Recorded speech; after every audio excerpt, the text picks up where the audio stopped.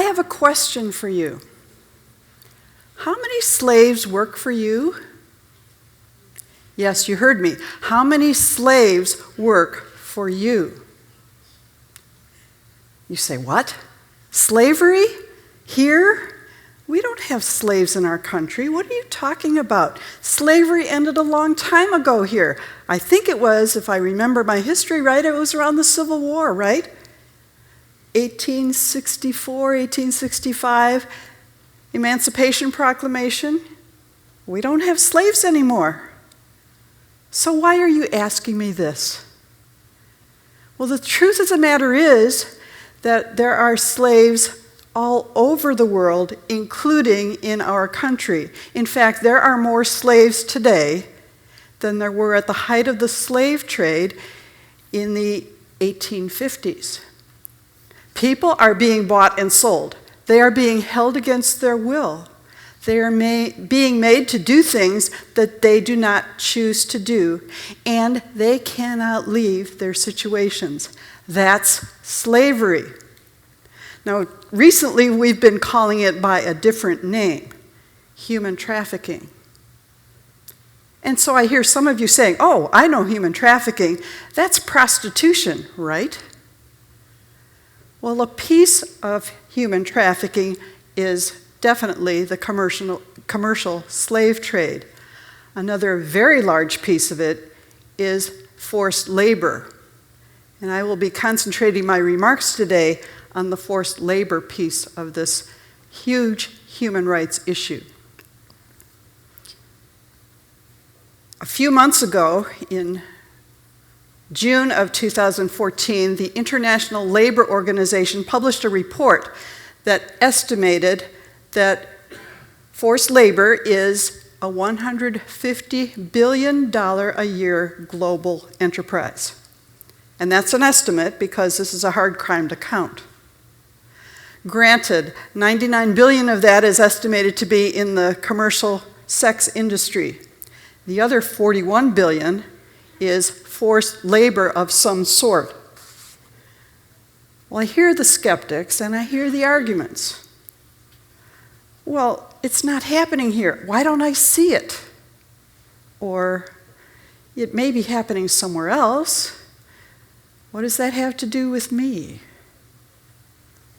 Or, in some of those countries, they're really, really poor, so whatever the income is that they can get, isn't that a good thing?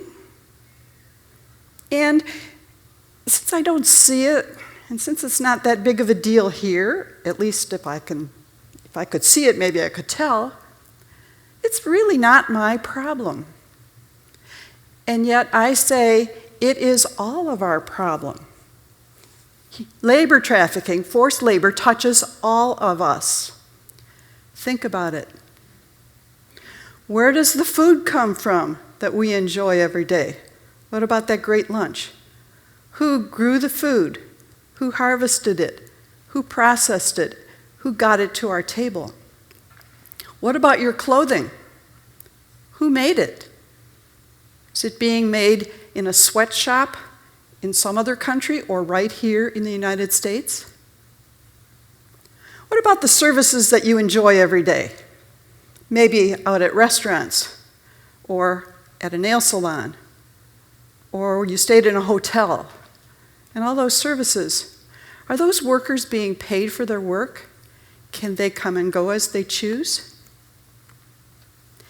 And all the electronics that we rely on every day, cell phones and laptops, videos. Where are the components coming from? Who is mining those? Is it forced labor in some part of our world? Is it child labor? What about that young woman who works down the street as a nanny? Can she come and go as she please? Is she being forced to do what she does? And so I hear the wonder, well, all those people that you talked about, I don't see them being tied up in any way. Why don't they just leave? Well, I will tell you that an awful lot of the people who are in forced labor cannot leave, for the psychological chains are so strong. that are holding them bound. They have been threatened. If you don't do what I say, something very bad will happen to you or to someone that you love. I know where your grandma lives. She's dead if you don't do what I say. You'll never see your baby again. So, those chains are extremely strong, stronger than any physical ties could be. That kind of coercion keeps people bound. Many people who are lured into the forced labor of any kind are lured there because of some great promise. A wonderful job with opportunities for advancement, a great education, the opportunity to make a lot of money. All those are promises. Many times they're promises that are way too good to be true. And then some who fall victim to this crime are actually held by some kind of force, some constraint, some way of keeping them bound by being locked up in some manner, or perhaps addicted to drugs as a way of keeping them under control. Regardless of the methods used, these are all people who are victims of a crime. They would never recognize the words human trafficking, but they are victims of a crime, and they are too afraid to self-report or self-identify. They have been threatened. Well, I hear you saying, well, how's this going on? Aren't there laws against this crime? Well, yes, there are. Virtually every country in the world has condemned human trafficking, and many, many of those have laws in place. In fact, the United States government, through the Department of State Office to Monitor Trafficking in Persons, does a study every year and writes a very large report in which it rates every country's performance in terms of their efforts toward preventing the crime, protecting the victims, and prosecuting the perpetrators. Also, every one of our 50 states now has laws in place to counteract human trafficking. But legislation is never enough to counteract a crime so complex. It's not going to solve our problems. What about the victims and their needs, which are very complex? They certainly need the basics. They need a safe place to be. They need food. They need clothing. They're likely to need medical care because they have been mistreated. And they're certainly likely to need psychological care, mental health services that are not just short-term because they've suffered the kinds of complex trauma that Jamie was talking about this morning. They have huge needs. They may have legal needs.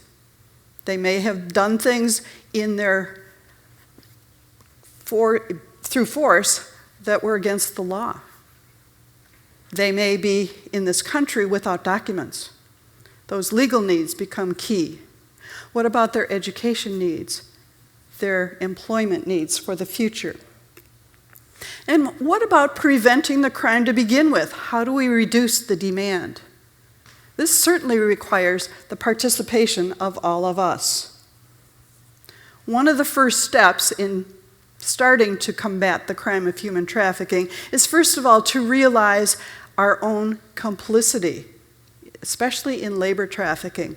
How are we already complicit in this crime? One of the ways is a challenge that I would pose to you. It's a quick little survey, and it is called the Slavery Footprint.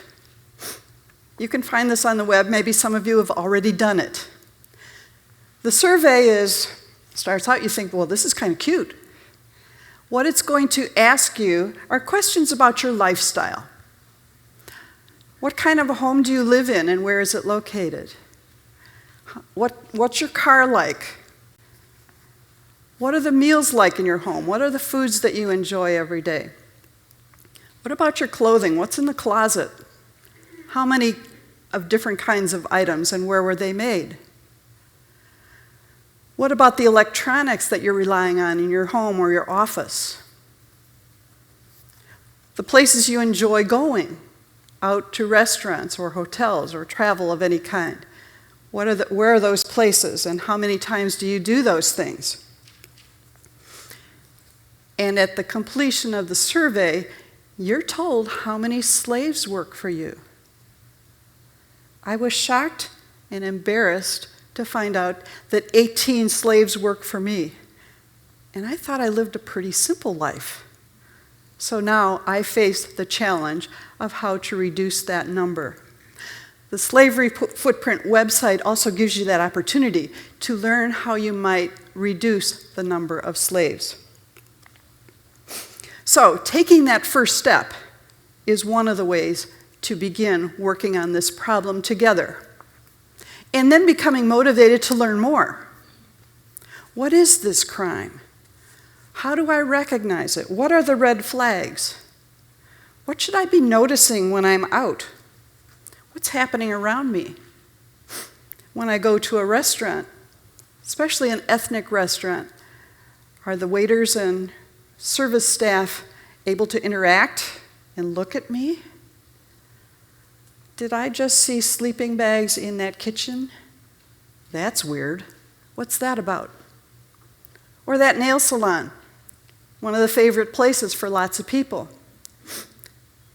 Can the technician interact at all with me? Or is he or she so focused on only the work that they never make eye contact, they only talk to the one at the register? That's weird too. So what's going on right around me? What about the products that I really, really like? What do I do about that? How do I check it out if there's slavery involved? There is a website called knowthechain.org. Take your favorite product and go to knowthechain.org and look it up and see if there's any slavery in that supply chain. That's one of the challenges, because then, once you know, you can solicit that company, you can write to them, you can tell them that you don't want slavery in their products and that you will take your loyalties elsewhere if you discover it. If there's something happening and you think it's really unsafe or you just want to know more about it, there is a National Human Trafficking Resource Center hotline that is answered 24/7. The number is sort of weird, but it's memorable. It's 888-37-37-888. It's answered in Washington, D.C. You'll be asked where you're calling from, but you don't need to give your name. You can call with a tip. You can call for information. A victim can call for services. They want to know where you're calling from so that they can put you in touch with the local resources. So I encourage you to just call to find out what the local resources would be in this area. You can also call the FBI. You can call the local police, who are much more informed about the issue than they were even a year ago. So people are learning, they want to reach out, and they want to help. So I challenge you to find out how many slaves work for you, and then to do what you can to reduce the suffering of those who are enslaved. Thank you.